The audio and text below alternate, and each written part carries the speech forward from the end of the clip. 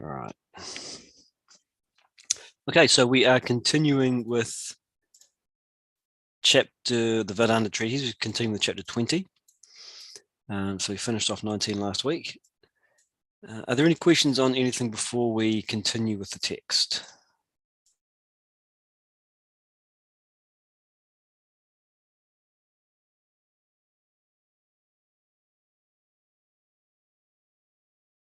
Okay, so as always, feel free to jump on the mics, or the chat box is also there if you have a question. I'm sure you'll bear with me. My voice sounds a little congested. I'm isolating with Corona, so that's why I sound the way I do. Okay, so Supreme Reality.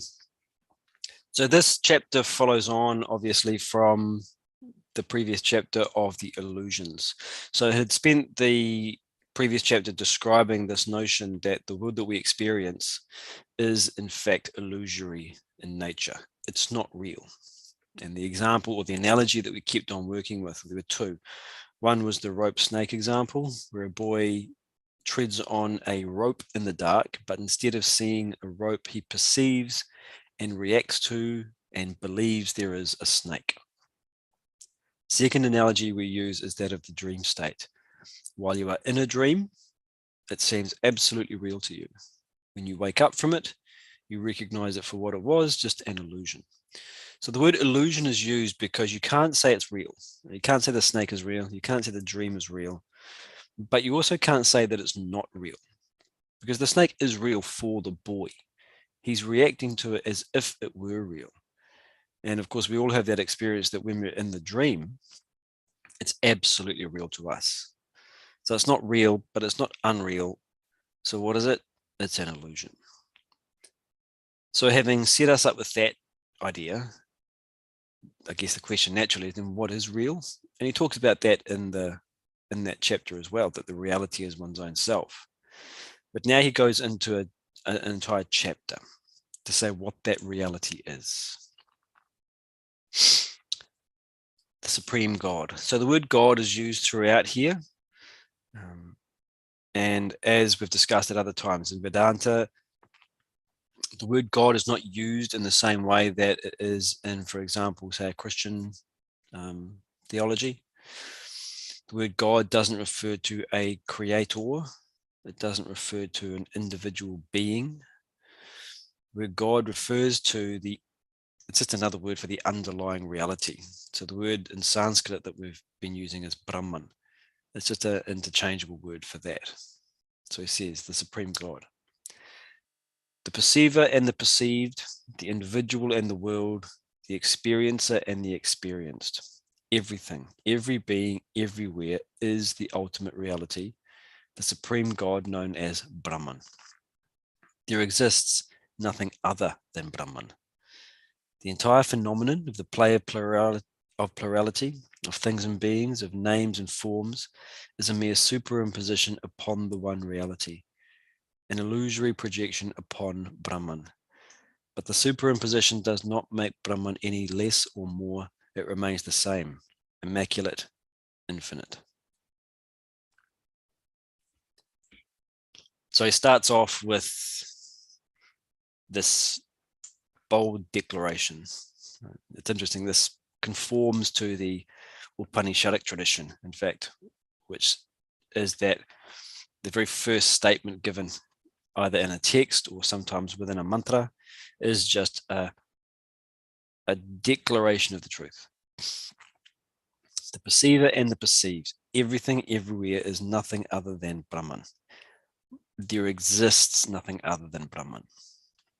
Okay, so what does this mean to us? Probably not very much, but at least we can start working with these analogies again. Rope snake, dreamer waker, and there are many others. But when we look at the rope snake, reread the paragraph, inserting those words. So the snake, everything about the snake is nothing other than a rope. Okay, now that actually does make sense. The rope is coiled, so the snake is coiled. The rope is black, so the snake is black. The rope is 6 feet long, 4 inches thick, so is the snake, the rope. Same with the dreamer waker example. That's actually a slightly better one here. The perceiver and the perceived, the individual and the world, everything experienced is nothing other than fibers of the waker's mind. So this is a really interesting one, because when we're in the dream, we have that experience of me, the subject, I'm the person, if you are a person, running around in the dream. And there is the landscape that I'm looking at, or the environment that I'm interacting with. There's space between me and the other objects. There are emotions that I'm feeling, thoughts that I'm entertaining, actions that I'm performing. I'm hearing voices from the other characters in the dream. It seems to be not just real, but they all seem to be separate. There's an inherent difference. I'm here, you're there. There's a subject-object duality.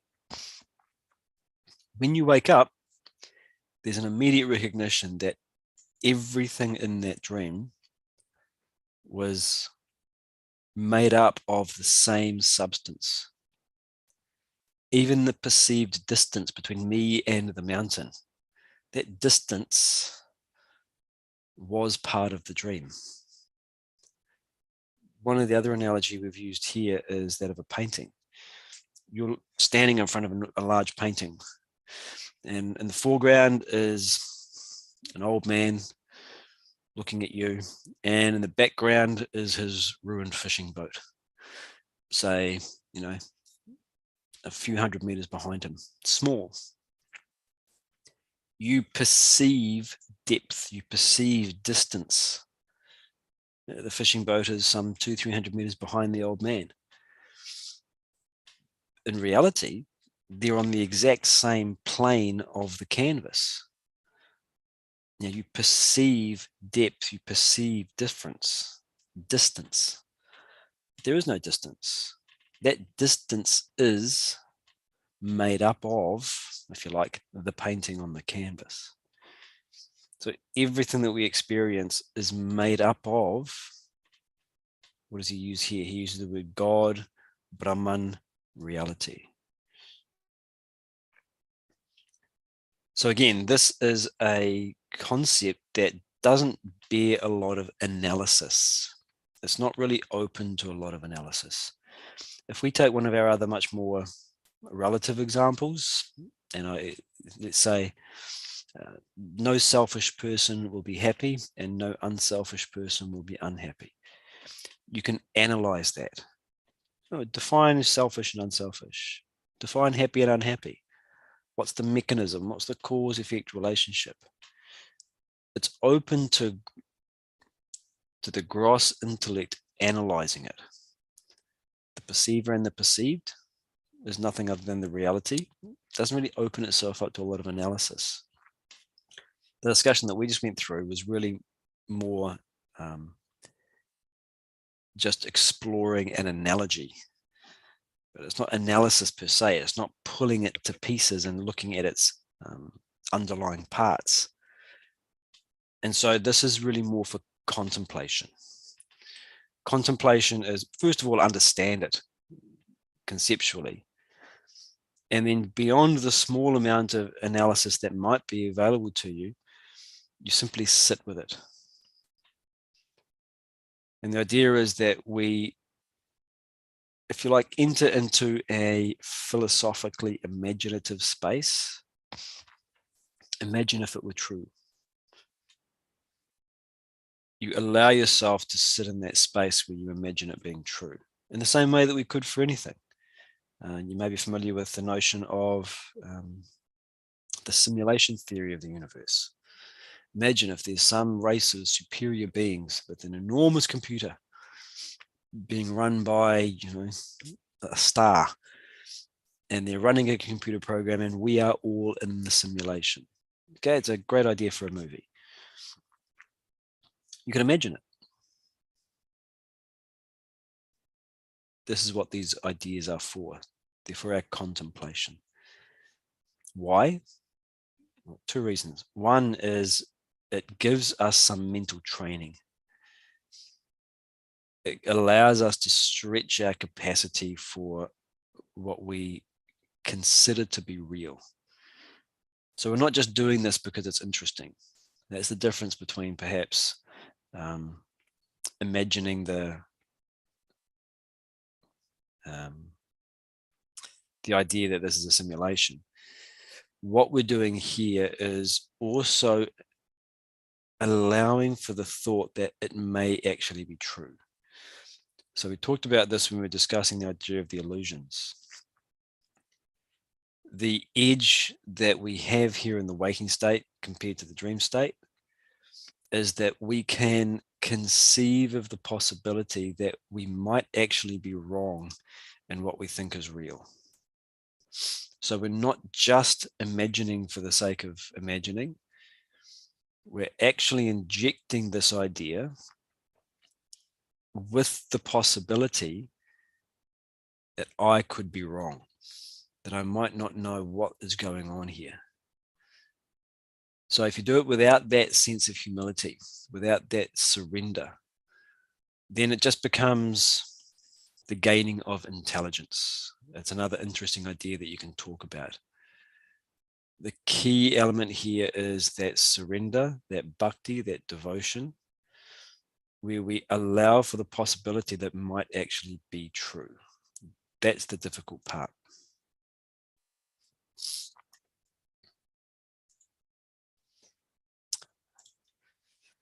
So having said that, all of this is an illusion and that the reality is this underlying consciousness or Brahman,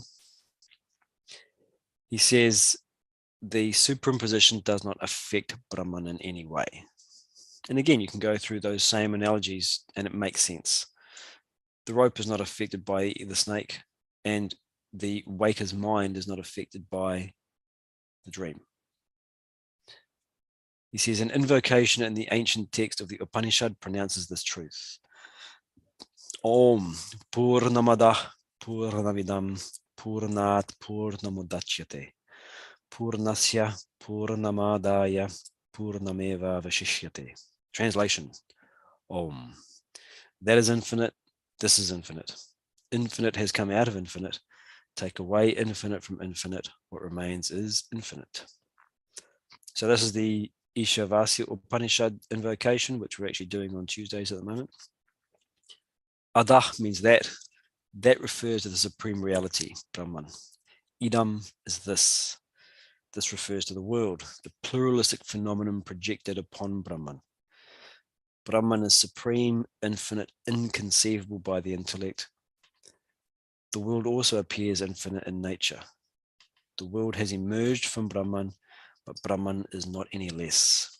It remains the same, unaffected, unchanged. So he says that is infinite, this is infinite. So the underlying consciousness is infinite, consciousness capital C. He says this is infinite, the world. So that's interesting because we often think of the world as being finite. But notice he says the world also appears finite in nature.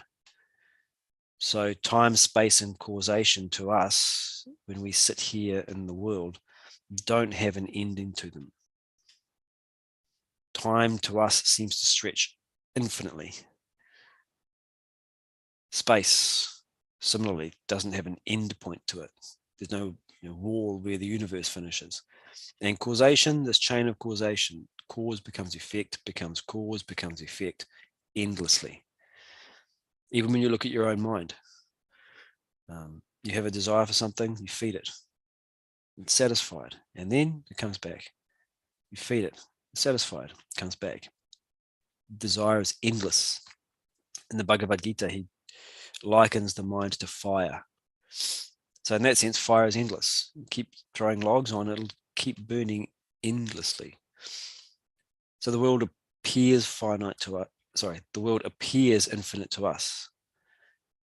But having drawn something that is seemingly infinite out of the reality, nothing has changed about that reality.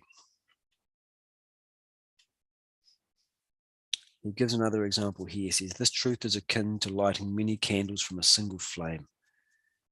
Numerous flames arise from that one flame, yet the original flame is not any less. It remains the same, unchanged. So it is with Brahman. The universe has emerged from Brahman, yet it remains ever the same. The infinite cosmos is drawn out of infinite Brahman. What remains is infinite Brahman. As in mathematics, infinite minus infinite is infinite.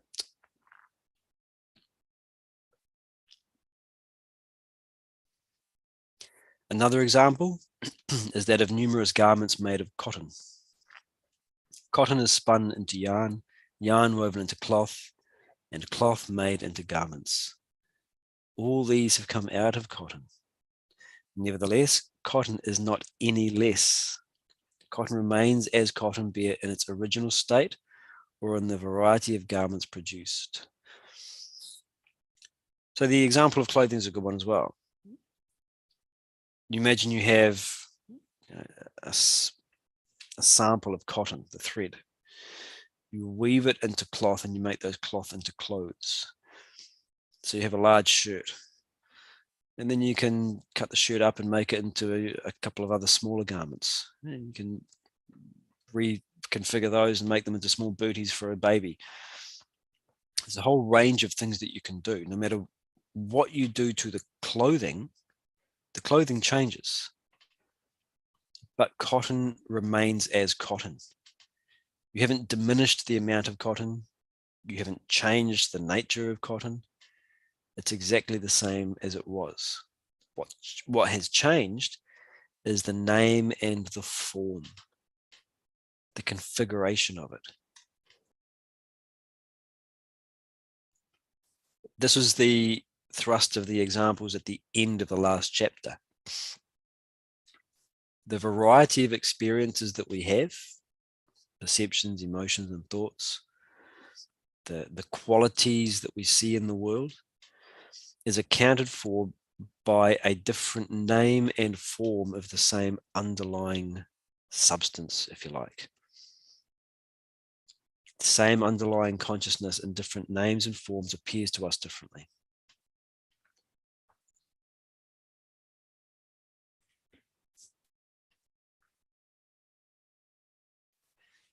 These examples and illustrations serve as useful pointers to conceive Brahman, though it is indefinable, inconceivable. They go a long way to explain the inexplicable, so that the human intellect can formulate some idea of its magnitude and magnificence. So the examples are like pointers. We've talked about this in the past, that the whole of spirituality is attention management. Where are your thoughts going? What's the object that you are identifying with? And we're always identifying with an object, except in deep sleep. Then we're liberated. But while we are in the waking or dream states, while we're in the waking state, our attention is identified with something. Most of the time for us, that is, if you like, unconscious, or in the sense that we're not consciously choosing it.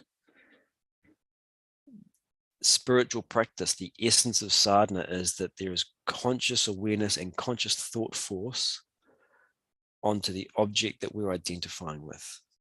And these examples, these illustrations, are designed to give us a sense of where we should be placing our attention.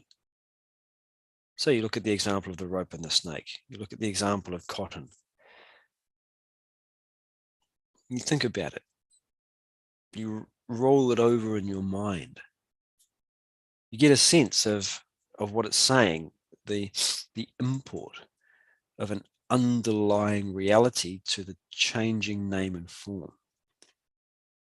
So the reflection or the contemplation needs to be done quietly, carefully.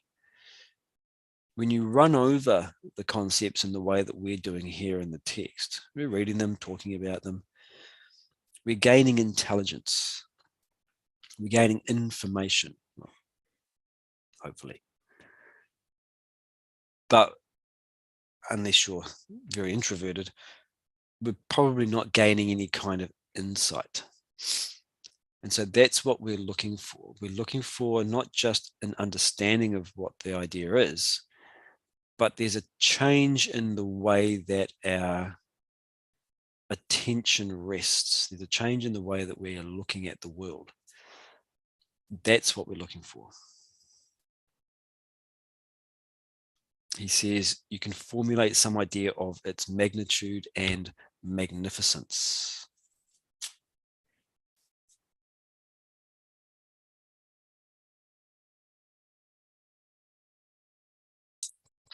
So the idea of magnitude, magnitude refers to physical size generally. So the contemplation on this idea expands, if you like, our sense of pervasiveness. You use the word cosmos, that the entire cosmos is made up of this cotton. You reflect upon it. You sit there and you begin to feel, if you like, even you could say you physically or somatically feel a sense of connection that pervades all of the experiences from your body inwardly and from your body outwardly.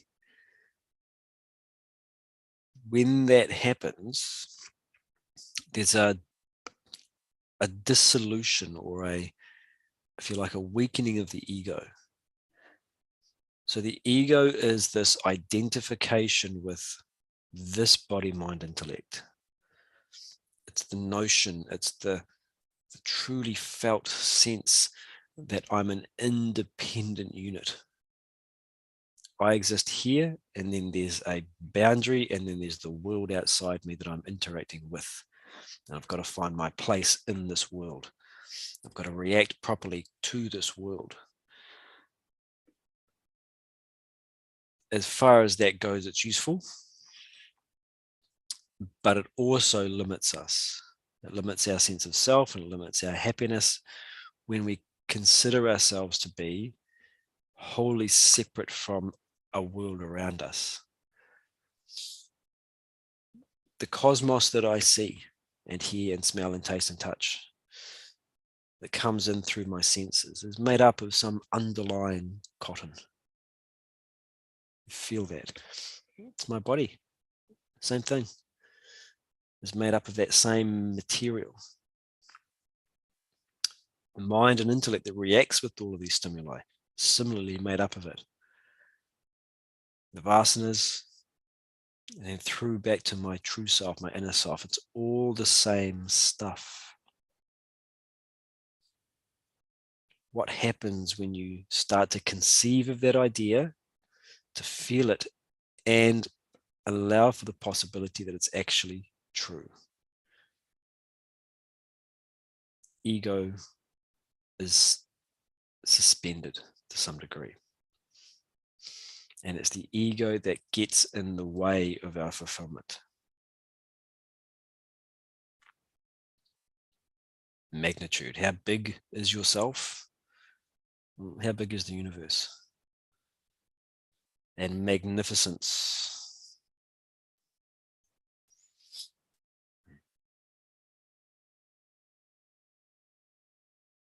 Okay, any queries before we continue with the next paragraph?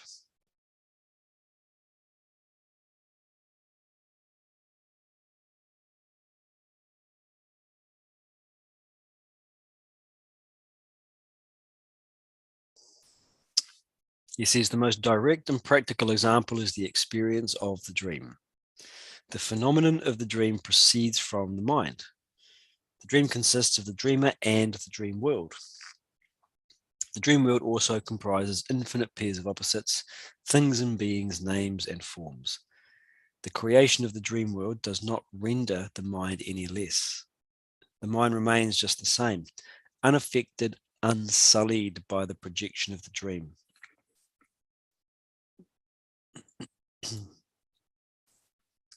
In fact, all aspects of the dream are mere thoughts of the mind. The variety of thoughts have assumed these forms. As long as the dream lasts, the dreamer will not realize the insubstantial nature of the dream world.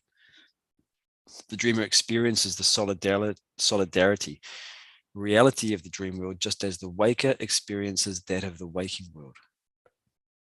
Only when the dreamer crosses the dream world, wakes up into the waking world, the waker realizes the entire dream world to be a figment of his mind. So the analogy that we've been touching on, he says this is the most direct and practical example. So we actually experience this highly abstruse philosophical concept on a daily basis. We experience ourselves in a position where we have this subject-object relationship and we believe that what we're experiencing is fully real. There's such a concreteness to it. There's such a stamp of reality to the world that we're experiencing. And yet from the perspective of the waker, he says it's insubstantial. You can sit here now and imagine a different life for yourself. I'm living in another part of the country and I've got a house and I've got a blue Corvette and 3 border collies. You can imagine it. But while you're doing it, it's still insubstantial to you. They're just wisps, they're just thoughts. And then when you decide to come out of your reverie, they're gone. So when you do that, you can see the insubstantial nature of the world that you're creating there. But when you're in the dream, you can't. But it's the same basic phenomenon. A bunch of thoughts. I had a dream last night. I was living in Florida. 3 border collies, blue Corvette, big house on the water. It was so real. We don't see the insubstantial nature of it. He says, take that understanding, that experience, and apply it to here. The world that we experience has this stamp of reality to it.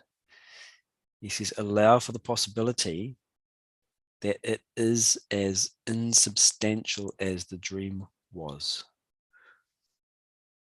So again, it's not just imagining it in a sense of that's the curriculum. It's imagine if it was actually true. That's the difficulty, because the reality of the world that we're experiencing, that seems to be the truth. So imagining something else to be true is very, very tough. And you can begin to appreciate how tough it is when you compare it to other beliefs that you have that are much more easy to shift. Beliefs that you have about different cultures. Oh, that's such and such a culture. They all think this, they all do this. That's actually really easy to shift. You get to know a few of them and it's gone. But try to imagine it as being different. Again, you can imagine it, but you don't really believe it. And those can be shifted just with a little direct experience. This idea that the world is unreal and that everything is an underlying consciousness, how much tougher is it? Doesn't mean we shouldn't try it. It's good altitude training. But being aware of the whole stamp of reality that we attribute to the world coming from this ignorance of the reality, ignorance of our own self.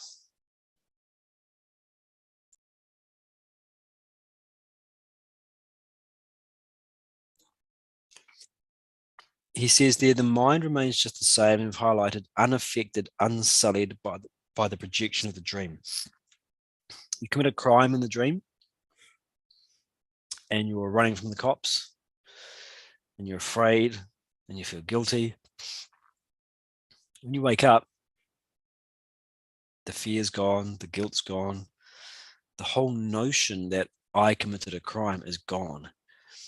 You might use that language, I robbed a bank, but you don't really mean it in that way. You don't think I robbed a bank, because if you thought you robbed a bank, you'd still be worried about it. What you mean is the dreamer robbed a bank. And so while there is an imprint of memory, your mind remains completely unaffected. While you're in the dream, your mind will be affected. When you step out of it, completely unaffected. So he takes that idea and applies it to the waking world here. He says, similarly, the waking world and its infinite phenomena are nothing but different aspects of Brahman. The waker does not recognize this truth as long as he is in the waking state, just as the dreamer does not realize the nature of the dream world while he is in the dream. But the moment the waker recognizes the self, Atman, Brahman, rises from the waking state to self-realization, he apprehends the whole truth, that the waking world is yet another illusory projection, that Brahman alone is the reality. So this is the first time he's used these other terms, self, Atman, Brahman. So he's used Brahman all the way through to sort of denote this underlying reality, this substratum. The tendency when we look at the examples, snake and rope, dreamer, waker, the other ones we've used like cotton, we've used ocean and waves, is that they're all looking at an underlying substance that is still apart from us. We talk about the waker's mind as a substance which becomes the dream. When we talk about an underlying consciousness,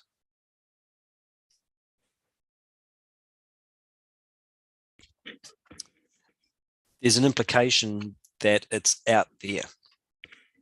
There's a sense in which it is some cloud of consciousness that forms into the cosmos.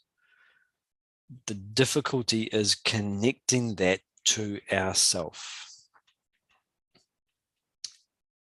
Whether you're in the waking state or the dream state, you have a sense of your own self as the subject of all of your experiences. He talks about the dreamer crossing into the waking state. So when there is that transition from dream state to waking, the dream world disappears. It doesn't survive the transition. Of course it doesn't. So too does the dreamer. The dreamer disappears. She's gone. And the same is true in the other direction.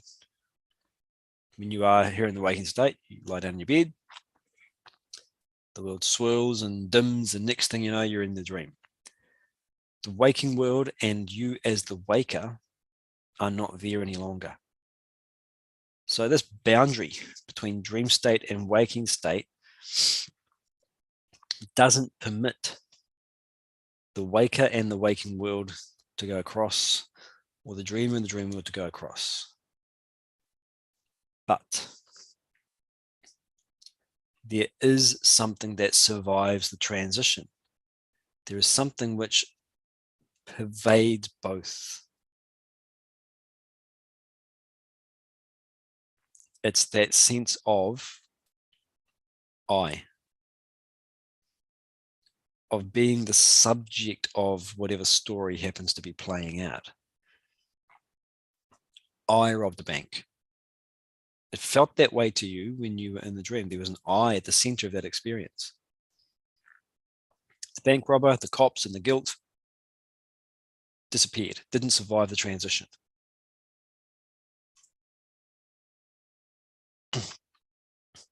The waker sitting at the coffee table in the morning similarly has this sense of I. of being the subject of all experiences. That survives the transition. That's the reality. That's the thing that is always with us. The body, mind, and intellect changes within the waking state of consciousness. It's not with us as we're in the dream state, but there's something that is. And all of these ideas of an underlying reality, it's very difficult for us to not think of it in terms of an external reality, because we are so externally focused. It's our own self that is that reality. That's the medium in which it's all taking place. So you can imagine a net in a body of water. The net doesn't allow the fish from this side to go to that side, doesn't allow the bits of trash to go from that side to that side. The holes are too small.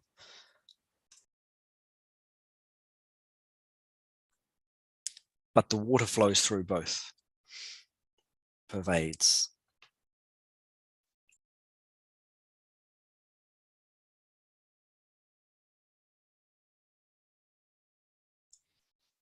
Okay.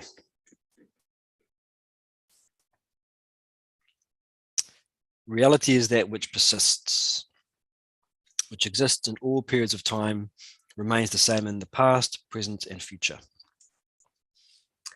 Reality exists both as manifest and unmanifest, as structure and substratum. The world arises out of reality, exists in reality, merges ultimately into reality. As waves arise, exist, and merge into the ocean. The waves are nothing but water. So is the world nothing but the reality, Brahman.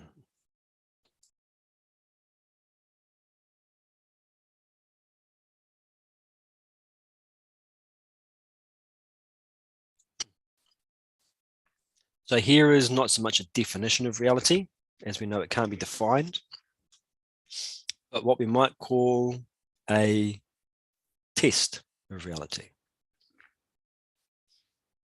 What persists in all periods of time? What's there all throughout your life?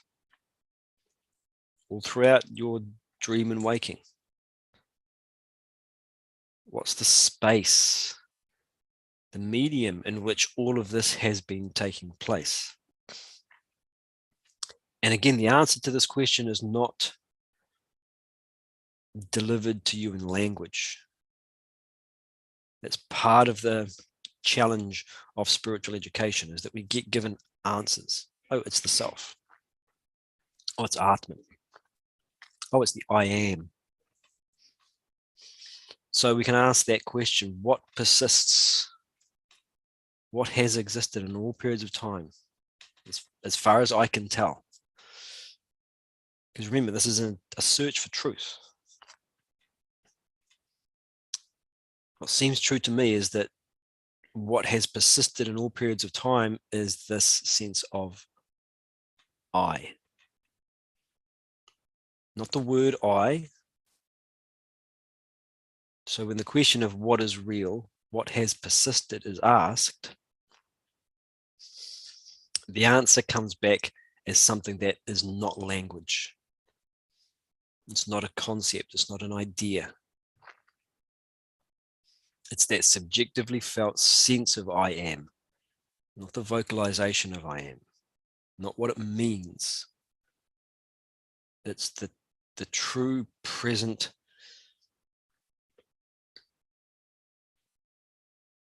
sense of being the subject.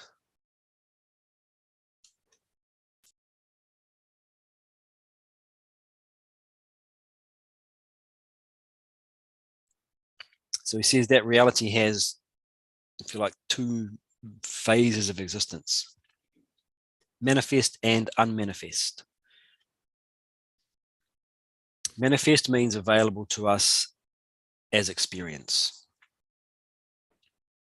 perceive it, you can feel it, be aware of it, think about it.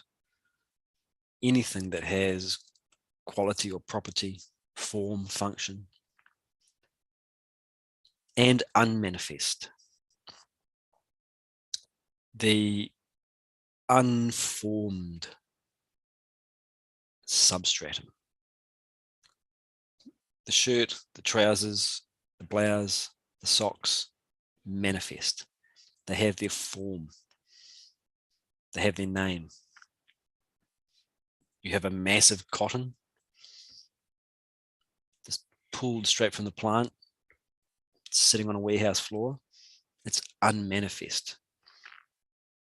It hasn't been spun into a specific shape. So cotton exists as both. The reality, your own self, exists as all this, and as the unmanifest underlying truth, as structure and substratum. Okay, synonyms for the same idea.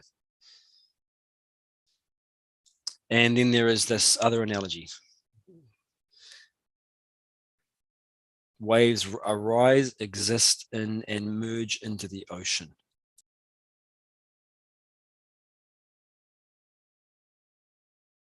And this analogy has another use in terms of understanding the ego.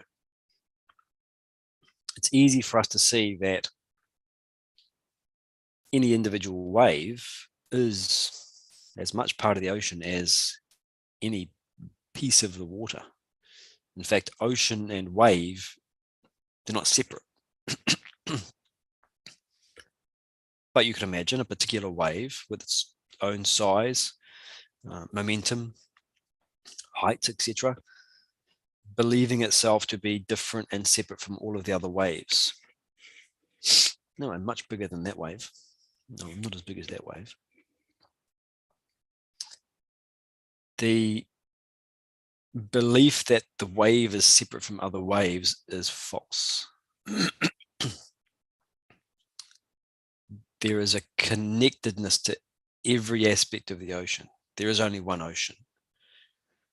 In a similar way, the individuality is a mistaken belief. There is an ocean of consciousness. Everything that we're experiencing is nothing other than another wave. Different size, different shape, different momentum. But it's all this ocean of Brahman.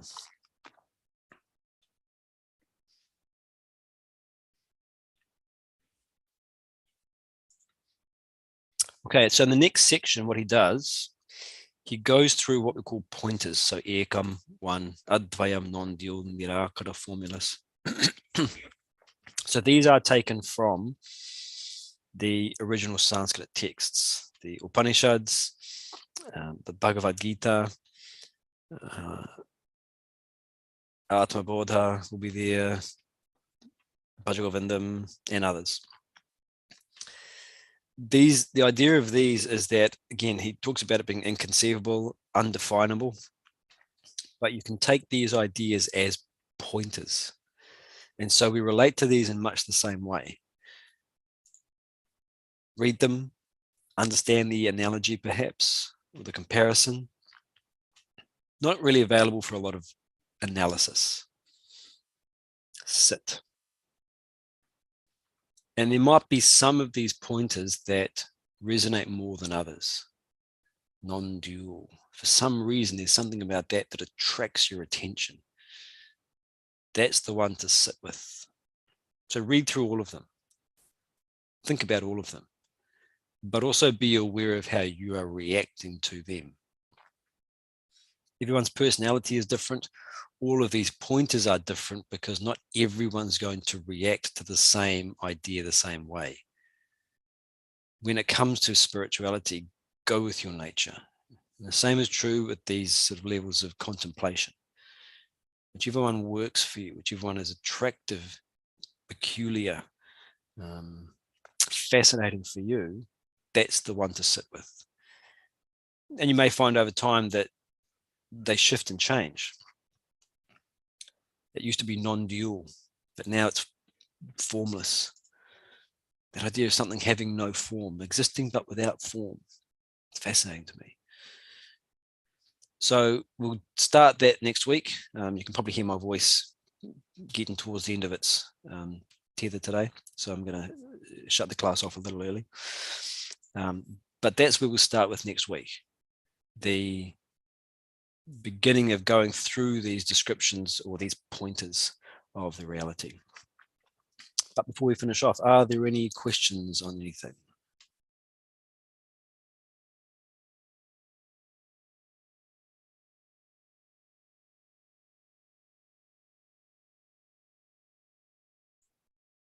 Okay. Thanks, folks. As always, appreciate the attendance and attention. Thank you. We are Feel back. better. Thank you very much. Thank you, Glenn. Feel better. Feel better. Thank you. So back tomorrow, 6:30 for our Q&A. So if you have any questions, please feel free to send them through.